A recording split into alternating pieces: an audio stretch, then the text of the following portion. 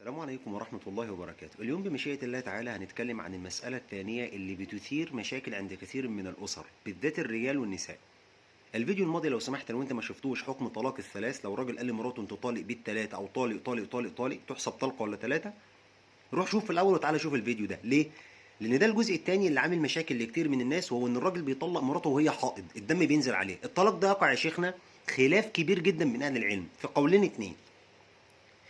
طيب لحظة واحدة بس، هو الخلاف ده سببه ايه؟ الخلاف ده سببه في حديث عن عبد الله بن عمر ان ابن عمر طلق مراته وهي حائض. روايات الحديث كثرت وتشعبت، وهنا المسألة اختلفوا في فهم النص. بس خد بالك، حتى وانه اختلفوا الطلاق يقع ولا لا، اتفقوا على شيء. اتفقوا على ايه؟ اتفقوا ان الرجل اللي بيطلق مراته والدم بينزل عليها ده راجل مخالف عاصي لله وللرسول. ليه؟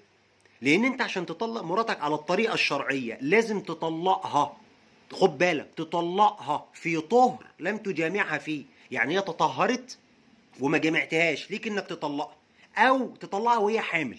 طب ليه يا شيخ الخلاف والتشدد؟ يا حبيبي مش تشدد، ده علشان يحفظ فروج النساء وبراءة الارحام، ما يبقاش فيه في الرحم حاجه من ماء الرجل.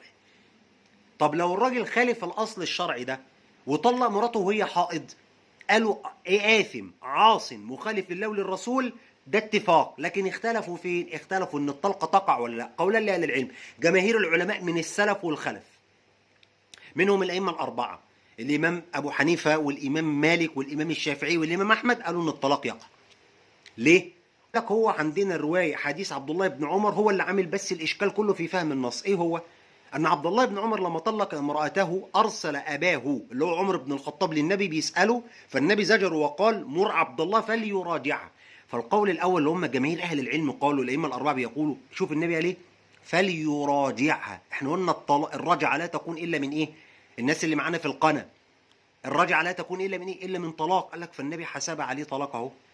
ده الدليل الأول. الدليل الثاني أن أنس بن سيرين وهو تلميذ من تلاميذ عبد الله بن عمر كان يجلس في مجلس الفقه يعلم أصحابه، فأنس بن سيرين بيسأل عبد الله بن عمر بيقول له هو النبي حسب عليك تطليقه؟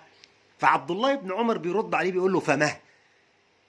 ابن حجر لما جه بيعلق على الرواية دي بيقول ايه؟ هذا استفهام بمعنى الاكتفاء، يعني فماذا يكون إن لم تحسب؟ أيوة طبعا محسوبة.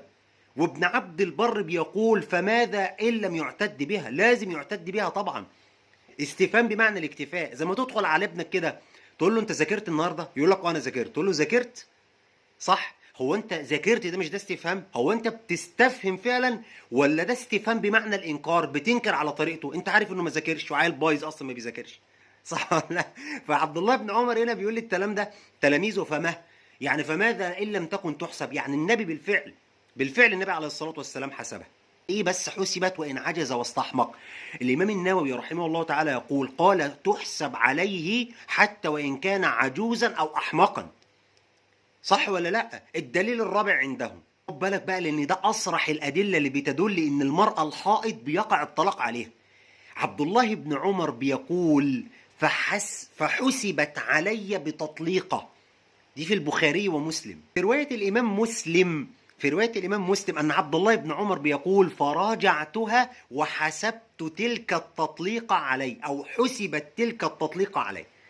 كل دي روايات بتدل عن عبد الله بن عمر حسبت عليه التطليقة. وأصرح حاجة بقى اللي نص في المسألة اللي قال عليها الإمام ابن حجر رحمه الله تعالى إن ده نص في المسألة، الرواية الأخرى لما سئل عبد الله بن عمر بسند صحيح حسنه الإمام ابن حجر رحمه الله تعالى والعلامة الألباني ذكروا أن الرواية صحيحة حسنة، أن عبد الله بن عمر لما سئل عن هذه المسألة قال ذلك لرسول الله صلى الله عليه وسلم فجعلها لي واحدة، أو فجعلها واحدة. حتى ابن حجر رحمه الله تعالى بيقول وهذا نص صريح قاطع في المسألة. خلصت.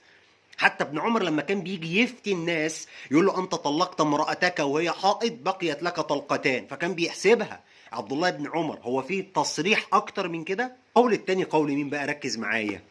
قول ابن حزم رحمه الله تعالى، ومن قبل ابن حزم الإمام طاووس ومحمد بن إسحاق وعكرمة والخلاس، وانتصر لهذا القول شيخ الإسلام ابن تيمية وابن القيم.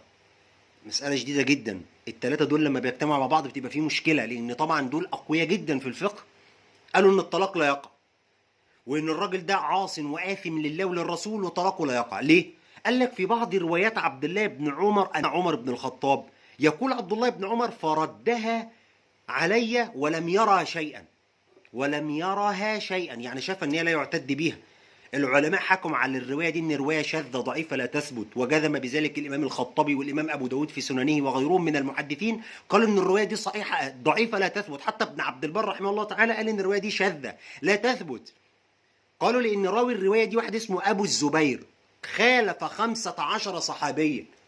الراجل ده مخالف 15 راوي في المساله، ال15 بيقولوا ان الطلاق يقع الا الراجل ده، ولذلك من هنا حكموا على هذه الروايه لانها روايه شاذه. يعني ايه روايه شاذه؟ هو ان يخالف الرجل الثقات، الرجل الثقه الثقات، يعني هو راجل ثقه لكن مخالف الجمع الكبير الثقات، فروايته تبقى شاذه، لان مش ممكن معقوله كل دول يغلطوا وروايه الراجل ده تبقى صحيح. حتى تلاميذ ابو الزبير نفسه، تلاميذ الراجل ده اللي روى الروايه مختلفون، منهم اللي اثبتها ومنهم اللي نفاها، يبقى تترك الروايه بالكليه.